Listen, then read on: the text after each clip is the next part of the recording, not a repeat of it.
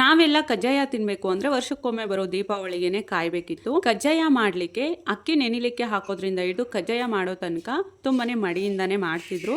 By miss ಆಗಿ ಕಜ್ಜಾಯ ಮಾಡೋದ್ರಲ್ಲಿ ಏನಾದ್ರೂ ಒಂಚೂರು ಏರುಪೇರು ಆದ್ರೆ ಸೊ ಅಕ್ಕಿ ಹಿಟ್ಟು ಸರಿ ಇರ್ಲಿಲ್ಲ, ಬೆಲ್ಲದ ಪಾಕ ಸರಿ ಇರ್ಲಿಲ್ಲ ಅಂತ ಹೇಳ್ತಿರ್ಲಿಲ್ಲ. ಪಟ್ ಅಂತ ಹೇಳ್ತಿದ್ದೆ ಏನೋ ಮೈಲ್ಗೆ ಆಗಿದೆ, ಹಾಗಾಗಿ ಈ ಸಲ ಕಜ್ಜಾಯ ಸರಿಯಾಗಿ ಬರ್ಲಿಲ್ಲ ಅಂತ ಹೇಳೋರು. ಸೊ ಹಾಗಾಗಿ ಇದರಿಂದ ನಾವೆಲ್ಲ ಅನ್ಕೊಂಡಿದ್ದು ಕಜ್ಜಾಯ ಮಾಡೋದು ತುಂಬಾನೇ ಕಷ್ಟ ಅಂತ. ಇಷ್ಟೆಲ್ಲ ಏನ್ ತಕ್ಕಪ್ಪ ಹೇಳ್ತಿದೀನಿ ಅಂತ ಯೋಚನೆ ಮಾಡ್ತಿದ್ದೀರಾ? ಫಾರ್ ದಿ ಫಸ್ಟ್ ಟೈಮ್ ನಾನು ಕೂಡ ಇವತ್ತು ಅಕ್ಕಿಯನ್ನ ನೆನೆಸಿ ನಂತರ ಆರ್ಲಿಕ್ಕೆ ಹಾಕಿ ಸೊ ಮಿಕ್ಸಿ ಜಾರ್ನಲ್ಲೇ ಪೌಡರ್ ಮಾಡ್ಕೊಂಡು ಕಜ್ಜಾಯದ ಪಾಕನು ಕೂಡ ನಾನೇ ತೆಗೆದು ಇವತ್ತು ಕಜ್ಜಾಯ ಮಾಡ್ತಿದ್ದೀನಿ. ಫಸ್ಟ್ ಟೈಮ್ ಚಿಕ್ಕ ಗ್ಲಾಸಲ್ಲಿ 2 ಗ್ಲಾಸ್ನಷ್ಟು ಅಕ್ಕಿಯನ್ನ ನೆನೆಸಿ ನಾನು ಕಜ್ಜಾಯನ ಮಾಡಿದ್ದೆ. ಸ್ವಲ್ಪ ಗಟ್ಟಿ ಬಂದಿತ್ತು ಕಜ್ಜಾಯ. ನಂತರ ಇನ್ನೊಂದು 2 ಗ್ಲಾಸ್ನಷ್ಟು ಅಕ್ಕಿಯನ್ನ ನೆನೆಸಿ ಮೆತು ಪಾಕವನ್ನ ಮಾಡಿ ನಂತರ ನಾನು ಕಜ್ಜಾಯನ ಮಾಡಿದೆ. 2ನೇ ಸಲಕ್ಕಂತೂ ತುಂಬಾನೇ ಚೆನ್ನಾಗಿ ಬಂದಿತ್ತು ಕಜ್ಜಾಯ. ಫೈನಲಿ ನನ್ಗನಿಸ್ತಿರೋದು ಇಷ್ಟೇ. ಸೊ ಕಜ್ಜಾಯನ ತುಂಬಾ ಜಾಸ್ತಿ ಕ್ವಾಂಟಿಟಿಯಲ್ಲಿ ಮಾಡ್ಲಿಕ್ಕೆ ಬರ್ಲಿಲ್ಲ ಅಂದ್ರೂ ಕೂಡ ನನ್ನ ಮಕ್ಕಳು ಕೇಳಿದಾಗ ನನ್ನ ಮಕ್ಕಳು ತಿನ್ನೋಷ್ಟು ಕಜ್ಜಾಯ ಮಾಡ್ಕೊಡ್ಬಹುದು ಅನ್ನೋದೊಂದು ದೊಡ್ಡ ಖುಷಿ. ಇದಾಗಿತ್ತು ಇವತ್ತಿನ ಮಿನಿ ವ್ಲಾಗ್.